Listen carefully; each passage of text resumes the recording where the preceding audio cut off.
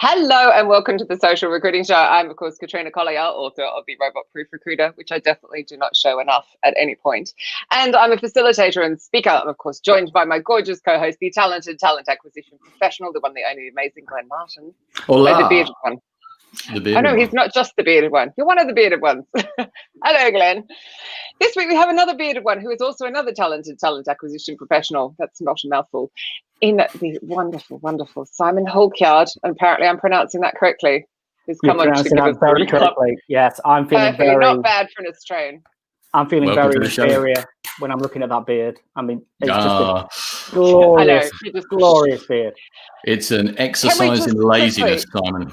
That's all it is. Can we just quickly give a huge shout out to our sponsor, Enterprise Alumni, as well, because we wouldn't be here without them. So thank you very much, keeping us live. And welcome finally to the show. I believe, Mr. Halkyard, I booked you in May to come on this show about the awesome topic that we have today.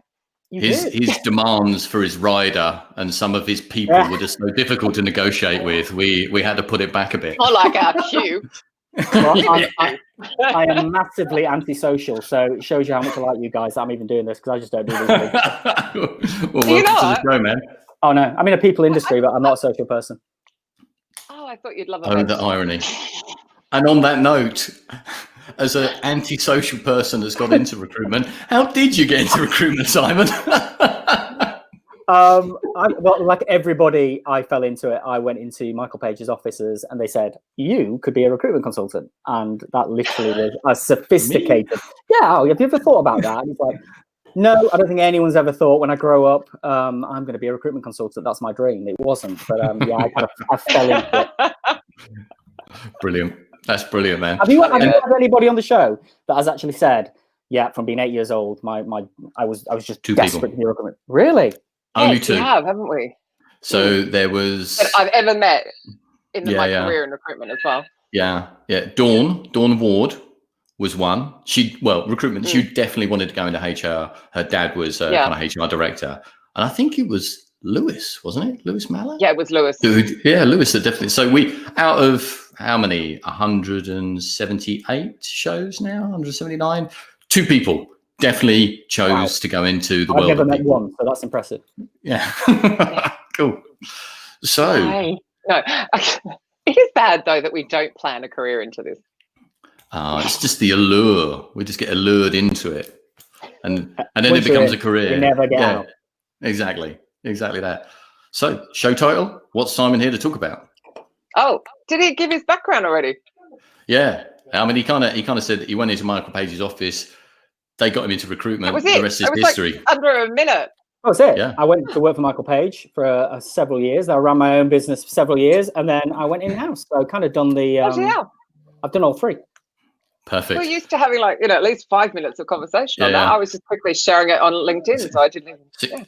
So you're love fully recruitment squared, right? You've done all the areas: agency, in-house, own business. So you've got the full measure of kind of the industry, which makes this particular topic super interesting because you're coming from a really informed place. So I think over different generations as well, which is interesting. I mean, when I got into recruitment, it was, as you're well aware, was very, very different world as well. So to see how we have grown as an industry has been interesting. Yeah, for sure. That changed everything, didn't it?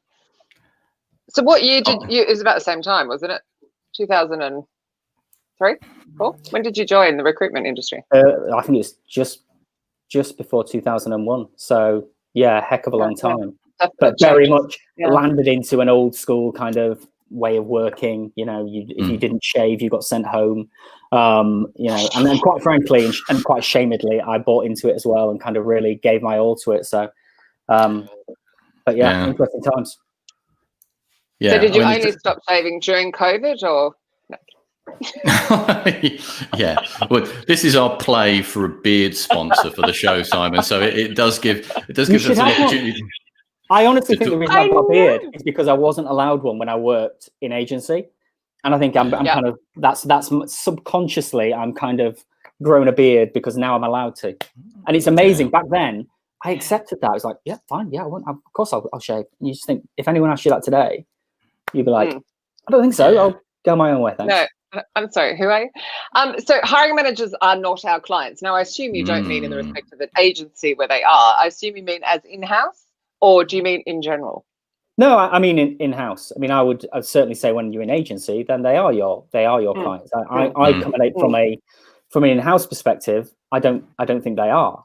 I think the word itself, the connotations of the word, just kind of almost sets hiring manager up here and kind of talent acquisition below it. I don't even like the connotations of it. I see us as partners. I don't see us as master servant kind of relationship. But I think a lot of it has come from agency, because obviously in-house has grown over the last decade, and a lot of people that have had these behaviors from agency, quite rightly, have brought them along to in-house, and stakeholders have kept the same ones as well. So it makes sense. I know why it's there, but I think they're very, very different jobs. But I'm not saying one's easier than the other, but they are. It's a different toolkit. And for me, I certainly 100% don't give them a client. I know we weren't going to talk about that so much, but sometimes the outsider point of view. I mean, I remember back in Glenn and my spring technology days, we were just told in-house recruiters shuffle CVs. That's all they do. They just. That's the lie they tell you. I know, but in a snapshot, what are some of the key differences? Like, because if that's okay. Yeah. No, it's amazing how we do that, isn't it? And all in-house people think that agency are just money-grabbing, soulless vampires or whatever it would be. But they're not exactly. And that, I think, I've got so much respect for agency because it's a hard job. But so is in-house. And I think the difference for me is it's broader. It's broader in terms of what you get involved in. There's so much now, and especially today where you've got candidate experience, you're looking at the assessment, you're looking at sometimes the onboarding, you're looking at buying technology, the way you deal with your stakeholders. I mean, when you're in agency, you can't get them on the phone. When you're in-house, they descend on you at your desk. It's just a very why haven't you found me someone? So it's a very different experience. But I think one of the great benefits has been that so many people now are coming in from agency because they bring that commercial kind of. I agree with that. When you say when I was in agency, I thought, and this was a long time ago, but you do think they're just shuffling paper and they don't, they've got that soft underbelly rather than being recruiters that fill jobs. You've got your KPIs, you've got your commission driven. It's very, very different. But I think that meant some great mentalities come over from agency side, and we're seeing a lot more people now come into the in-house industry from agency, which I personally like. I do, because I feel like they're driven to fill the role. At the end of the day, you need that person in the role, don't you?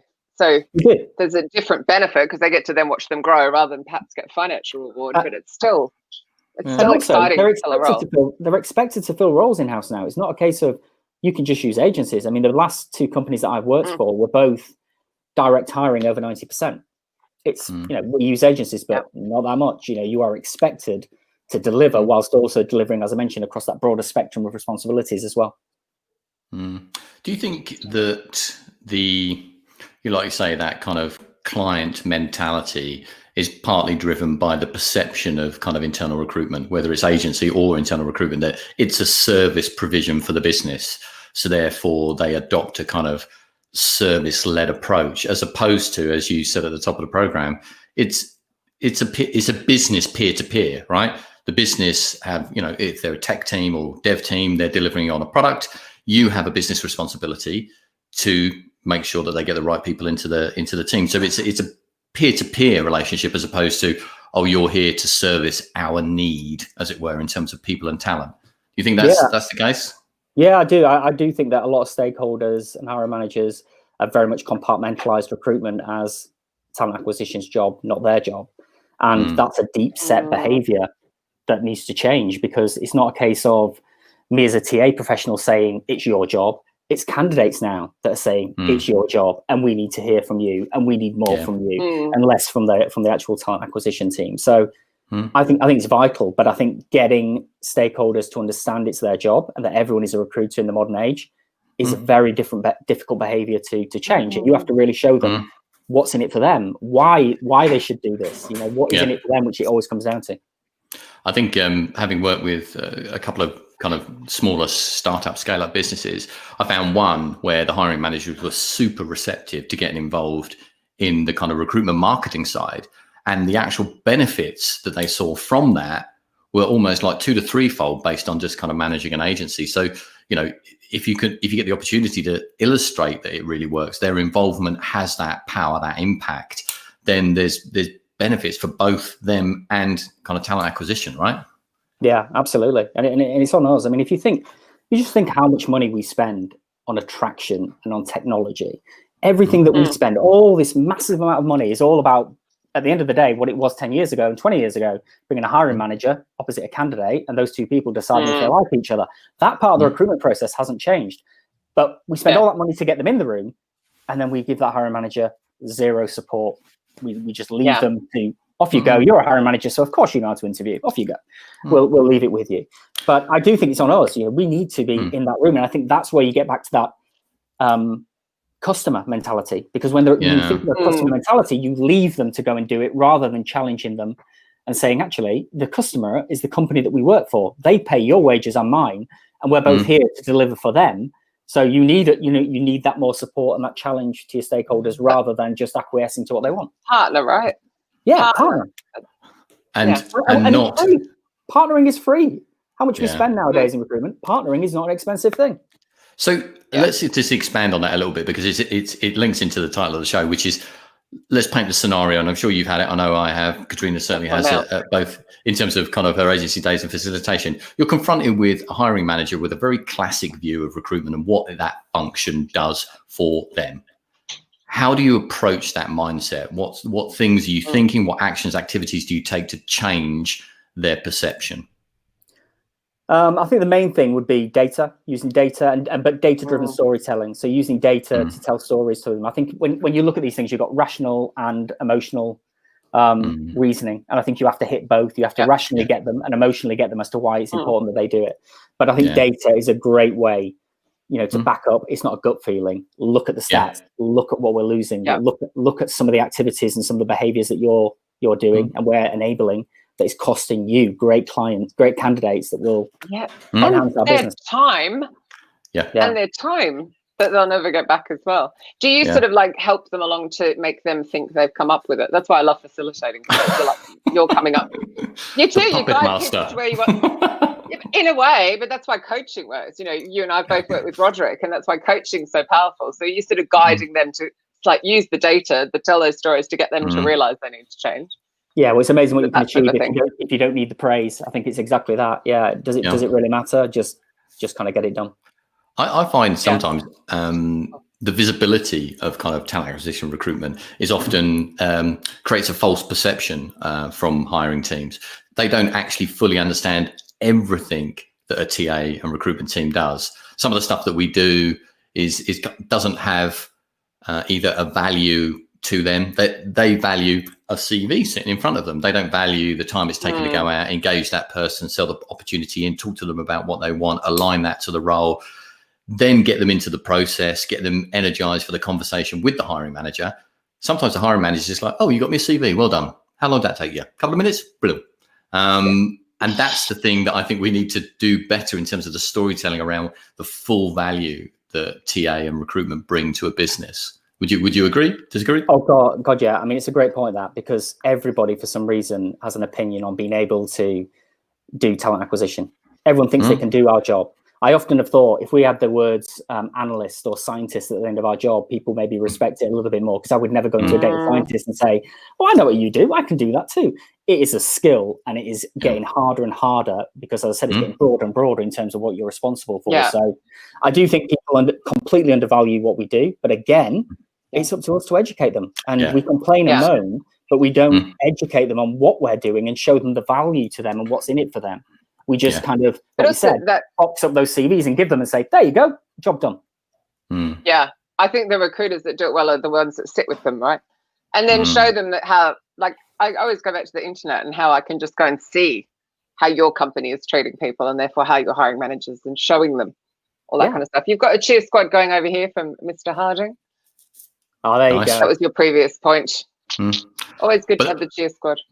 Yeah, but I agree with you, Simon. My best friend ever in recruitment is Lee Harding. So. He did write a beautiful comment over on LinkedIn as well. You'll have to go dig it out afterwards. Oh, it's wicked. I agree, Simon. I think it's incumbent on us as a kind of recruitment community to one, raise the bar in terms of the quality we expect of ourselves and each other, and kind of where the kind of recruitment industry is tracking. But equally, we do have to do a better job of illustrating the value that we deliver, whether that's via data or data and storytelling, because otherwise we're just perpetuating that kind of perception that all we do is find CVs. And that is so far removed from our role now. Or that's not the only singular thing. And have you seen any other peers, any other people that you work with really adopt that style very well? Do they do something similar, something different? You know, when you're looking at other people, are there sort of certain things that you kind of think, oh, that's a neat approach. I might adopt that, trial that. Yeah, well, it's interesting. I just talked about Lee Harding. I basically just ripped off his career, and anything that he did, I just copied. So, quite happy. Thanks, Lee. Just need to pull Lee on the show. Lee, let me send you a link, and I'll just get you on live. That was a very short answer, Simon. We need more detail. Well, it was a. You're the guest. Talk. Yeah. One of the things that I really like to do is debate on LinkedIn and spend time with other people and other teams. And I think in terms of what I've learned, I haven't learned it from my managers. I've learned it from my peers in the industry. And I think that's where you can get, there's such a rich amount of information and content that you can get. And one of the great things about in-house, people share. People will share, will give it to you, and then you can add on to it and develop it. And that for me, I always found a great thing, because when I was in agency, I personally didn't have that kind. I was in competition, whereas in-house, I don't necessarily feel like I'm in competition. And a lot of the things that I want to do and have done previously, it's just come from seeing other people do good things. And I'm joking when you say you steal it, but you can use other people's what other people have done and develop it and improve it and take what you can and make it work for your business. Yeah, I see that collaborative side to it. I think it's so lovely. So if you were to give some advice, so you've just hired a new, say, ex-recruitment consultant into your team in-house, how would you suggest they go about the conversations with the hiring managers to win them over? Well, I suppose get them to partner. Get into the mentality of treating them like a peer. Treat them like a peer, not like a customer. Treat them like you are on the same level as them, and also you are the expert in the room. The whole reason for your job is the business wants you to come in that room and help and support that stakeholder with how they recruit.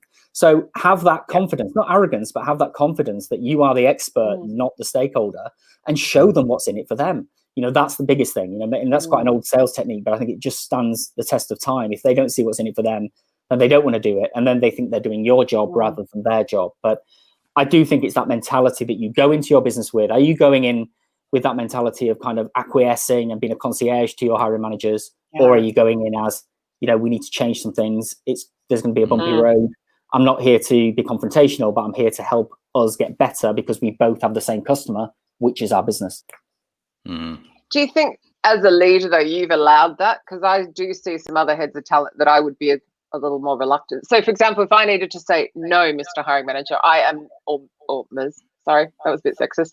We'll just go with man on this example. But no, Mr. Hiring Manager, I'm not working on that role until you sit down and give me a proper intake, etc. There'd be some heads of talent that go, you're not doing that. Is that also a shift that needs to happen? Yeah, and I think I've been really lucky with the people that I've reported into that have been very supportive of that in my last job and in this job as well. So you could absolutely get that, but I think it's important that your managers have a backbone, and you can ultimately. Well, it's true though, isn't it? They can either say, you know what, we need to be liked. We need to be liked because that's going to be good for us, or do we want to be respected? And if we want to be respected rather than liked, these are some of the things that we're gonna have to do. So I have always felt empowered by the people that I work. That's never been an issue, but I think it is in a lot of companies, because I think you've got politics and you've got various things, and again, a lot of people just want not an easy life, but they don't want that bumpy road that you need with change. Yeah, exactly, and that drives the kind of progression. I think the one thing that I find with hiring managers is trying to get their time commitment. How have you gone about that yourself in the past? How have you managed to get that commitment of time for them? Possibly to a degree over and above what they expected they would need to commit to a role or a number of roles. Yeah, it's hard. And I think sometimes you've got to deliver for them first before you properly get their time and their respect. So sometimes it's about actually not the words you say, but deliver. And then after that, you'll get a lot more time from them and a lot more support from them. Because I think stakeholders hear a lot from recruiters about what they're going to do, but then we don't do it. And I've been guilty of that many a time, by the way, and various reasons for it. But I think you've got to prove yourself and then get their time. But again, show them what's in it for them. Explain to them why it's important that they do something. Because I don't think we don't do that enough. Yeah. I really noticed that writing chapter 5, which to me is actually the crucial chapter of the whole book. And I crowdsourced it because it's all about the intake strategy. And it was literally setting that scene of, I am going to do this, and then I do this, and you're going to do this, and then they have to do this, and then it kind of works. Yes, this is my job, this is their job. We've both got responsibilities. If we both do them, we'll get something good. It'll get easier. But it was really interesting because I can't think whether it was Tangi or Maisha that was talking about that if they've been let down before as well, it gets even harder because you're up against that as well. Marcus Whedon has a comment here. Do you find that your senior peers are very quick to point fingers at recruitment talent when teams are short on numbers or roles are taking longer due to inflexibility of company expectations? Ooh, multi-layered question. When they want like 16 different things of requirements, when actually they need 3, that kind of a thing. Yeah, no, I think that happens. That happens throughout recruitment. I think that's just one of the core things. You know, it's our fault, and part of it is our fault. You know, because we haven't set that agenda at the beginning, and then at the end of it, yes, you know, we've been liked, and we've done what they wanted, but we haven't delivered. Because we haven't done any check, we haven't created that kind of partnership that we were talking about earlier on in the show. So then it is kind of our fault as well. But I mean, obviously it comes back to our door. We're there to support them hiring. If we don't get that done, we have to take responsibility for that as well. Yeah. But I do think a lot of that comes into that. Their recruiters, it's their job. Ultimately, this is not my job. We are hiring your job for you, for your team. Yeah. It's, there's got to be some give and take. I think sometimes they just think, oh, you're just an administrator, like you were saying, Glenn. They just they produce CVs. There are administration TA teams throughout the country. There's plenty of them, and that's how it operates. You know, you take a brief, you load your job up, you get your CV, you give them a shortlist, they hire someone, done. That's it. But the job is so much more now, and especially in the environment that we're working in now, there's some quite dodgy ground that some stakeholders are going into, and we're not supporting them or helping them often to be prepared for that. Yeah. What do you mean by that? Do you mean because of COVID, or do you mean? No, I mean diversity and inclusion. I mean bias, conscious bias. I think the questions that they ask. I think stakeholders need support from HR to support them in terms of what they should be doing in that room, and we're often not in that room. That was what I had an experience in my last company where there was a guy that was losing candidates hand over fist, and he'd been there for 10 years, and no one had been in the interview room with him. And then when we said, look, we need to get in there, we need to just see what's going on, he saw that as a hostile act. He saw that as, you can't do that, and that was very much that I'm your customer, you can't do that. But when we got in the room, because we didn't treat him like that, we treated it like a partnership. We found that there were some really simple things, and the fact that he wasn't doing the right things, but they need that support, and they need us to challenge them and make sure that we do it. Yeah, and I think it is quite tough because it's quite ingrained. So if you have, like I do, older parents, and I've said this 100 times on this show, so apologies for those that heard it. Like in 1959, when my mother got engaged, she had to leave the bank. Right? She got engaged. She wasn't even married. So that's like my parents' generation. So that kind of comes down where we've witnessed that. So we're kind of like, well, but it's okay to say, well, we can't hire her because she might go off and have babies and stuff. And the stuff that you sit here going, no, it's 2020, you can't say that. But it's so ingrained. Oh, hugely. Through our biases, it's quite hard just to change. But in the next 10 years, Generation Z will dominate the workplace. There'll be more of that generation than any other generation in the workplace. Things are changing, and we have to adapt. And as someone in his 40s, you've got to keep self-developing and keep adapting with that as well. Because if you just stay with what you did 15 years ago, you're going to become a dinosaur and irrelevant. I think you made a really interesting point, Simon, that recruitment is more than just bring the candidate or CV to the hiring manager. It's about, like you say, managing that whole process, interview as well, all the way through to kind of offer and potentially onboarding. And it's, again, incumbent on us to get involved in that. Where it may not have happened previously in that particular business, that's irrelevant. This is what we do now. We offer this quality of information, and reflection and feedback to the business. Similar to you, been in a business previously where guy kept coming out of interviews. He's like, oh, I'm just not sure. I haven't got enough information to go on to make an offer. Went into the interview. Well, that's because he was pitching to the candidates for best part of 50% of the interview and not really asking them many questions. So naturally, he came out of the interview not really knowing too much about the individual. So then you kind of feed that back and you see that dynamic change, and that moves it forward, right? It moves the recruitment process forward, both in terms of quality for the hiring manager and quality for the individual, the interviewee. And I think this is one of the things we need to be prepared to step up more now as a team and a function to deliver that quality and trust ourselves that we're right, you know?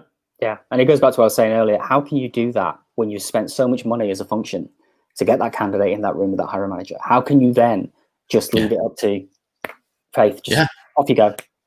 That's it's crazy.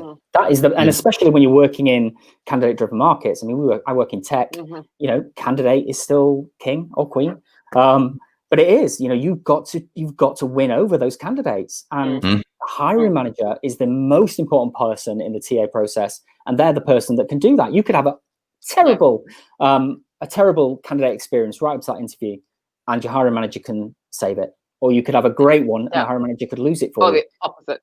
Yeah, exactly that. They are the most important person. I just want to share this. Lee, I disagree on your last comment, by the way. I'm sure you'd make a great guest on the show. But Lee Harding wrote, what I find fascinating in terms of Martin's questions, I'm going back, sorry, but sometimes it's worth it. I thought this was brilliant. Would a senior peer point the finger at procurement if they couldn't find a piece of software that took their 16 boxes for their 40K budget? Nope, they wouldn't, because procurement don't treat internal stakeholders like customers. Exactly. So why do we? Boom. Yeah. Funny. Yeah. But there is an experience element here as well. So we've all discussed, we've been agency side, we've gone kind of in-house. You know that. And we've aged a bit.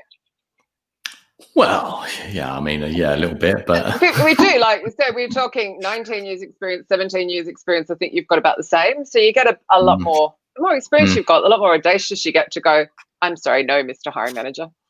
And sorry, I'm being very sexist today. All my hiring managers are men. The value of TA has risen as well. I think, several years ago, it was that small little function in the corner of HR.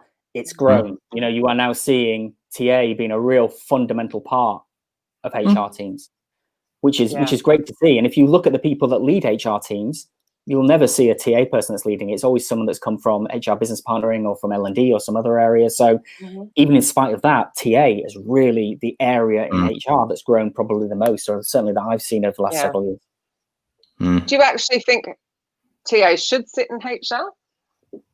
Yeah, I do see it sitting in HR. I think a cohesive relationships with your business partners and everyone else that's in the people floor, I think, is important. I think the relationship, especially you have with your business partners, should be hand in glove. So being for sure. Connected to them is great and important. I don't see it separate. Yeah, Katrina, just on that, do you mean TA sitting in the HR team or peer to peer, as in next a peer? I would put it.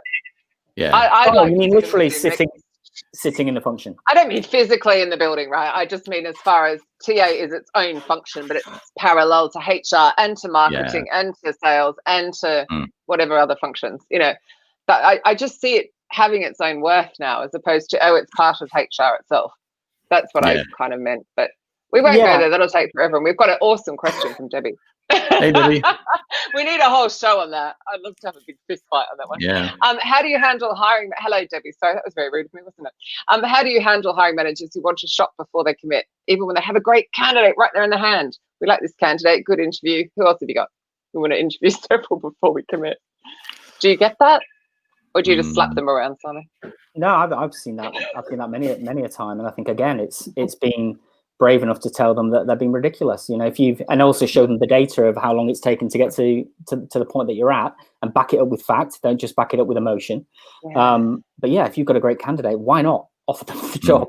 We could be waiting X amount of time, which means X amount of money that it's going to cost with an open seat. So show them the data on cost as well of waiting, which is always a great way. And what project aren't you going to deliver that's going to be even worse? And yeah, but it's a human thing, isn't it? What if we wait? Will we get something better?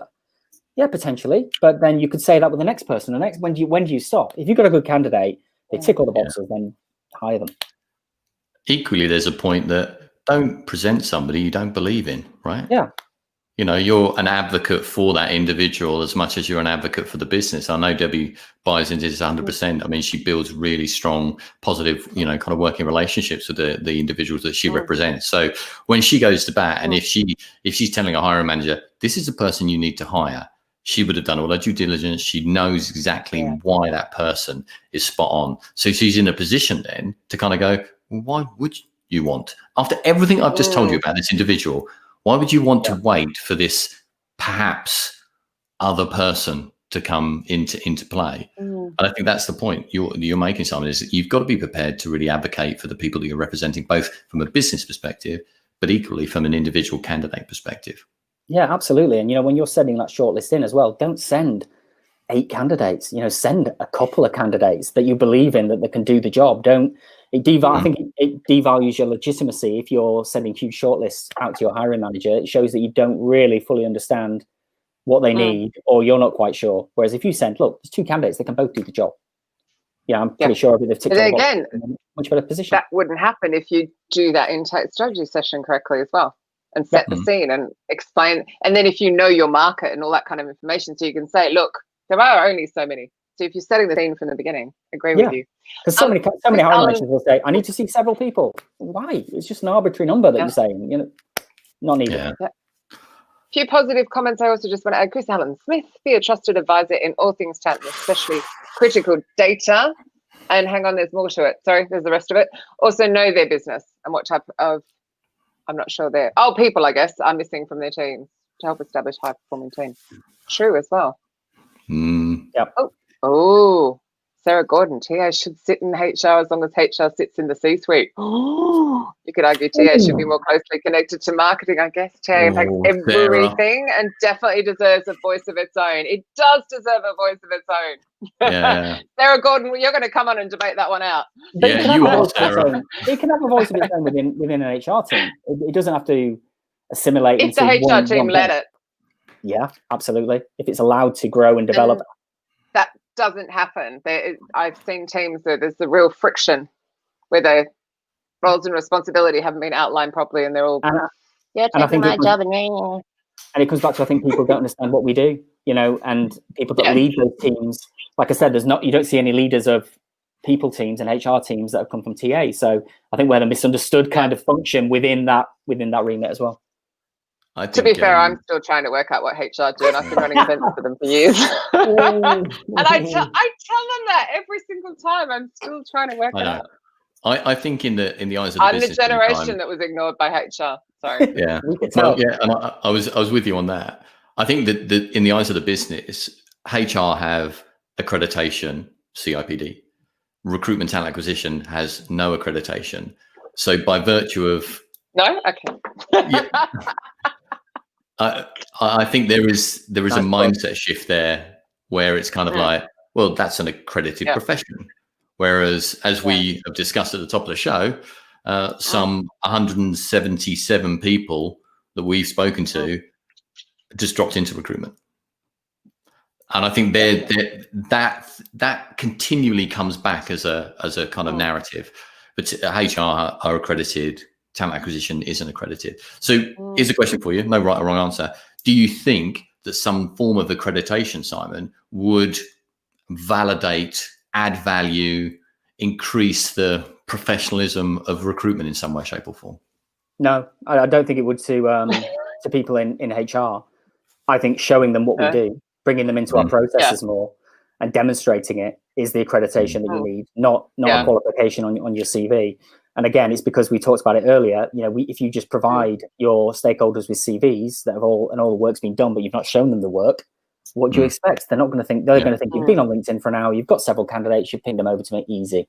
Whereas if you did a LinkedIn search with them and said, look, there's one person within the 200 mile reason, 200 miles that can do this job. Can you see how difficult it is to find them? We'd be better off. Yeah. And then, because once you're showing them that, you can then say, okay, now do you understand when you're sitting in interview, you need to be, persuading them and wooing them to come in, because that's what we're doing, isn't it? Oh, I love LinkedIn live searches where you start off with 20,000 great candidates, but by the time you put all the filters in, you've got 2 people in the whole of the country, because it really does sober them up to the fact that, you know what, this is going to be a really, really hard role to fill, and you're going to have to play the part as well. Yeah. And if these are the 2 people that we say we're going after, we need to put a kind of plan around that. We can't just be like, hey, we looked at your profile, because they get that kind of message every day, all day. So, not if they've read the Robot Proof Recruiter, though. It is true. Sorry. Third plug. Nice done. Yeah, but the second plug, nobody on the podcast will have got the second plug because I only showed it. Oh, yeah. A hat trick of plugs. No, I've got one more in yet. No, kidding. But it's the worst. It actually reduces response rate. Seriously, anybody who actually uses that, it reduces your response rate by 80%. Writing, I came across your profile on. Crazy. Yeah. People just go delete. Yeah. Mad. Yeah, totally. I think Sarah's come back with a comment there on. I think. This one. Oh, yeah. No, we did that one. No, one underneath it. Oh my God, yes. Yeah. To show your workings. I did that already. Oh, did you? Well, I just wanted to see it again. Okay, here we go. 3 times. Anyone on the podcast will be like, what is wrong with them? Right, here we go. Jayashri. For talent acquisition is a skill. It's innate. All other specializations in HR are competency, not skills that can be built, e.g. talent development or C&B. Interesting. Looks like we've got the other side of the debate there. I totally want to set up a show where we talk about the difference between HR and talent acquisition, and the value prop of both, because I think it's really important. Because I do think, back to the subject of kind of that kind of service provision mindset, does that come from some form of not feeling on an equal level with either business peers or HR or something along those lines? Do we basically, as recruiters, do we have an inferiority complex? And where does that come from? That's a great question. I think some people go, I think it's a self-fulfilling prophecy. If you feel that you're less than, you will be less than. And I think there are a lot of people in our industry that are just happy to be there. Maybe they've been through the periods of seeing how, we were the smallest part of HR and our voice was the smallest, and they're just happy now that we've got a bigger voice and a bigger part to play. Yeah. And I think it's I think going back to the data, there's all that. And if you don't even think you have it, go and have a look at the internet. Believe me, you'll find data of how you were doing. You can go and show them, like, look at the other companies, what they're doing, how they represent themselves. Look at how we're doing, and just like you said. And then you will feel like you're partnering as well. What's John written here? Sorry, John wrote, TA equals internal recruiter equals external in the eyes of HR. Ooh. Discuss TA versus TM. Versus TM. Talent acquisition. John, you're being too cryptic. I know where he's going with that, but I think that's a whole story. I think he's being lazy and not typing the whole thing out. Being lazy, John. Type. So the previous guest, by the way, in case anyone else think I'm being rude, I know all these people. Just coming back to the kind of topic title of the show, Simon. So for those individuals that want to get onto that level where they're a business peer of a hiring manager, what 1, 2, 3 things would you say to them? Look, you need to do these things consistently, and that will start to get you to that point. If you're not there now, these 3 things, 1, 2, or 3 things will help you start that momentum. In your experience, what do you do that gets you on that kind of level with?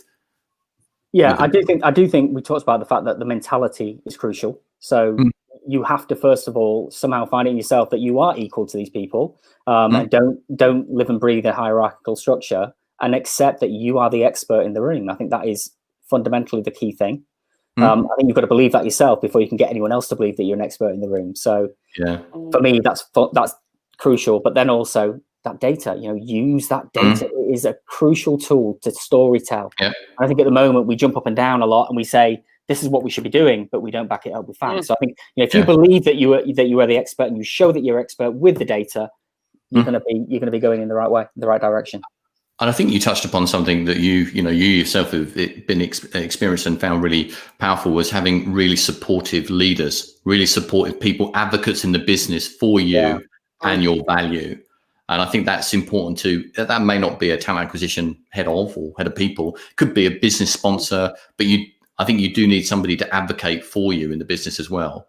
Yeah, the person that brought me into in-house was same as Lee, was Emma Neary, who works for moneysupermarket.com, and 3 of her talent acquisition partners all came from running their own business.